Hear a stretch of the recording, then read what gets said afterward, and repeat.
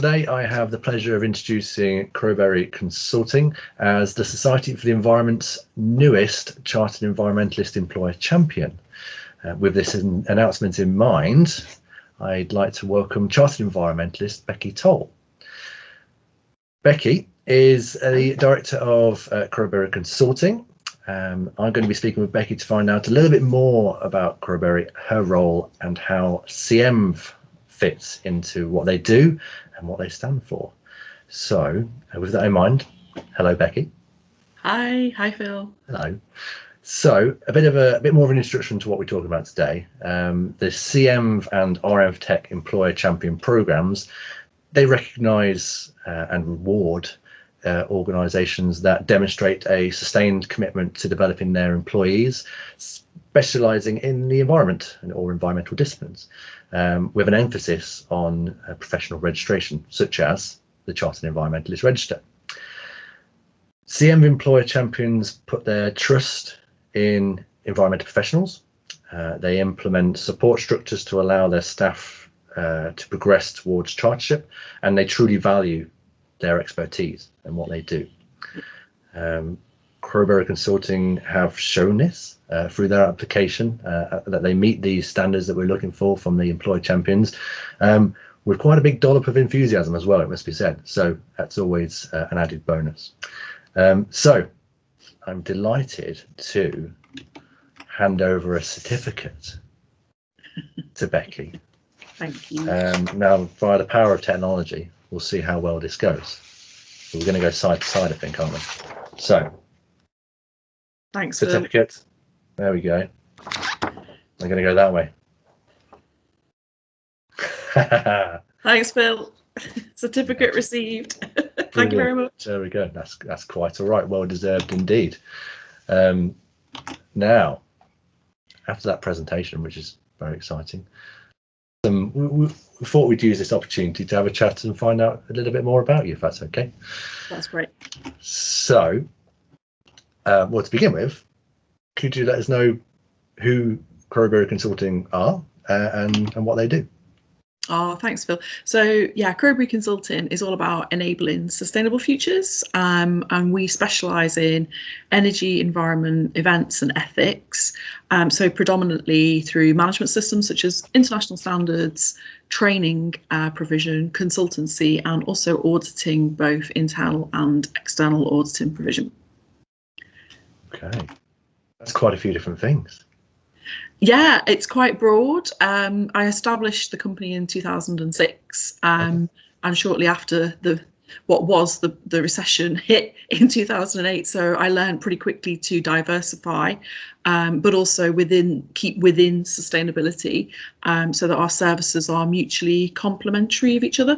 So if you're doing some training on sustainability, then you might need some consultancy, and then ultimately you might need some auditing provision, especially, Phil, if you're working towards a particular standard and you want to have that standard certified externally as well. We're not allowed to do both though. So if we work with a client, we can't be the external auditor, we can just support the internal audits on environmental management and sustainability. Okay, from the little I know about that, that makes a lot of sense. And we can see a few of those standards behind you, I think. Yes. The ISO 14001 and so on. Very well positioned indeed. Thanks, Phil. So being a CEnv or an REnvTech Employer Champion, like I said before, it's about developing and trusting and celebrating environmental professionals. Yeah. Why are environmental professionals so important for Crowberry? And how does your CEnv registration help with what you do? Oh, thanks, Phil. I think the key words are competency and credibility, in terms of building a team of passionate professionals around environmental management and sustainability management, because without having those credentials and without being able to back up that competency, we won't potentially win work, or we could lose work to our competitors. So, and again, it's really important as a business grows that you invest in your staff and you allow them to go down a route of professional accreditation for them, which links to their CPD, their passions, what they're believing in and how they can support your clients and your customers. But I think the key words for me, obviously trusted, but also competent professionals that we have in our team. So it does mean a lot to us to have the certificate as an employer champion. So we appreciate it a lot. That's quite all right. So you've done the hard work. You made the application, and it certainly fitted the bill. So it's very well deserved. Is the CEnv registration something that you're essentially able to talk about with your clients, and that's a way of proving your competence? Is that how you use it? Or? Yeah, absolutely. What we do when we do a client proposal is we always have a page of our sort of certifications and also our sort of competencies. So we would include our ISO 9001 and our cyber essentials, but now we have the employer champion status for Chartered Environmentalists. We will be putting that into our client proposals, which means that right from the get-go, our clients and potential clients can see that we have this, trusted accreditation with Society for the Environment. And also we have, thank you very much, Bill, for the logo. We've added it to our website so that it's there when a potential customer or our current customers come to the website. And it's about creating that trust and also showing we have the competency and that credibility as well through having achieved the status of employer champion. Well, hopefully that recognition will continue to grow as the employer champion program grows and the Chartered Environmentalist register grows. So hopefully it can only go onwards and upwards from there, really. Thanks, Bill. To go kind of one step further, I guess, why do you think CEnv registration or environmental registration or membership more widely, how does that help the environment? What does that add to it? Any words on that?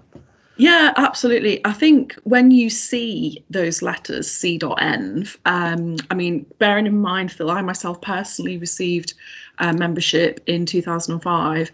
I think back then, and this has happened to me, people thought I was a chartered engineer because they mistook the ENV for ENG. But as time has progressed, I think people are starting to appreciate more what Society for the Environment is and what CEnv actually stands for, and the different routes that you can take to achieve this as an individual and also as an employer champion.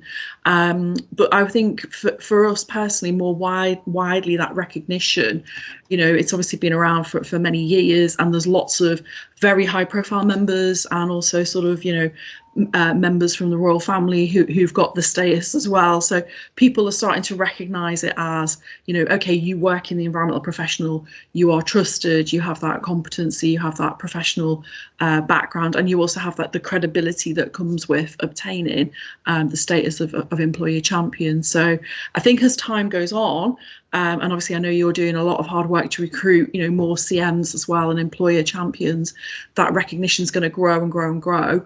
And it has become the de facto mark of, an employer that allows its team to grow and flourish and achieve these professional accreditations. So it's not just a typo, which is good to know. I do remember distinctly being at a conference when this chap went, engineer, where did you study engineering? And I went, no, it's a V, not a G, but those days have passed, thank goodness. So we've moved on. Well, the Chartered Engineer has been around for a lot longer, as you probably well know. But I mean, that kind of status is something we're moving towards. We're trying to get towards, clearly. But it's part of what we're looking at the moment is moving it from maybe a nice to have, as it used to be, to more of a something that industry requires to make those decisions about the environment. So that's a journey we're on. The mention of Engineering Council, that's kind of something for us to aspire to in a way, given their current status. But there you go. Thanks, Bill. Thank you. So you registered as a CM via IEMA. Yes. What fueled your interest in gaining environmental chartership? You may have mentioned a couple of things already, but what are the key things there? Yeah, I mean, I personally, I joined IEMA many moons ago, over 20 years ago, and then the Environment sort of emerged on the scene, if you like, I thought, oh, this is interesting, because to achieve chartership in your chosen profession, if you're an accountant, you'd go for ACCA, similar kind of roles. It says something about the journey that you've been on as an individual, but also as an employer. And it allows you to sort of reflect on your career and say, well, I have, my stripes, I've done, 15 years, 20 years, or however many years experience you have. And it kind of reflects back then when you talk to people about the journey that you've been on through your career, and also what you've achieved, and how that's kind of celebrated through having this status. So for me, I first became aware of Society for the Environment through my membership of the Institute of Environmental Management Assessment, which was great. I think they do a great job of promoting it. Obviously, there's different routes to achieving SocEnv, CEnv, if you like. But yeah, I think my personal background, having the ecology degree, the masters I have in environmental impact assessment and environmental management, it's kind of like, okay, this is the next logical step for me to take. But yeah, obviously you do need to have like a certain level of experience and a certain maturity. You don't just graduate and achieve that status straight away. No. But it's an aspirational, like Phil, like you mentioned, an aspirational accreditation. So I think I would encourage anyone who's a member of IEMA to consider it. As they go through their journey in life, I guess, on their career path. Excellent. Well, that's always nice to hear, and it wasn't prompted either. So it was always nice to have an advocate for more people going for it, and it's obviously something that's very much benefited you. So it's always nice to hear. So you mentioned that to me in emails and so on, that you have plans to expand the Crowberry team. What does that mean for your future ability to help organisations tackle environmental challenges? Oh, fantastic. No, thanks, Phil. Obviously, despite what we're going through right now in 2020, I think there's been a sharp focus on exactly things like air quality, climate change, biodiversity, and all the issues that you would cover off under the umbrella of sustainability or social responsibility. So this has become really, really in sharp focus in 2020. So it's allowing us to recruit and to take on, through the government's Kickstart programme, 2 new roles through that, but also to allow us to expand our internship programme and to look to recruit graduates. We've just, in fact, recruited last month a law graduate from Lancaster University, because there's quite an explosion, as I'm sure you're aware, in compliance, and also as we have now left the EU, and from the 1st of January 2021, changing the landscape in terms of environmental legislation. A lot of our clients are really super interested in learning about what impact that's going to have on their business. So I need the right people with the right skills to do the right jobs, and obviously that sort of search for talent. Having the employer champion status with the Society for the Environment is going to really help me as Crowberry Consultant to become an employer of choice, and to show that developmental pathway as well to our team, that they can work towards achieving this status through their professional memberships. Okay, lots of things going on. Crikey. Always, Phil. Never a dull moment if you work here, I can tell you that. I can imagine. Well, it's really good to know that you're able to potentially expand and utilise the schemes that are going on at the moment, the Kickstart scheme and things like that. So, and you are a small company, yes. From what I understand. So yeah, it's really useful, really good. Okay, one last question, I think. Okay. So you provided some insight into why environmental professionalism is beneficial for Crowberry, but would you encourage other organisations to really champion their environmental teams, or why would you? Then, well, I've probably asked that question again. That was terrible.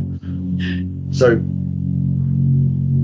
why would you encourage other organisations to really champion their environmental teams and support them through things like chartership and encourage them to do CPD and that kind of thing? What are the main reasons behind I think Phil, talent management and supporting your team on their professional career journey is super important.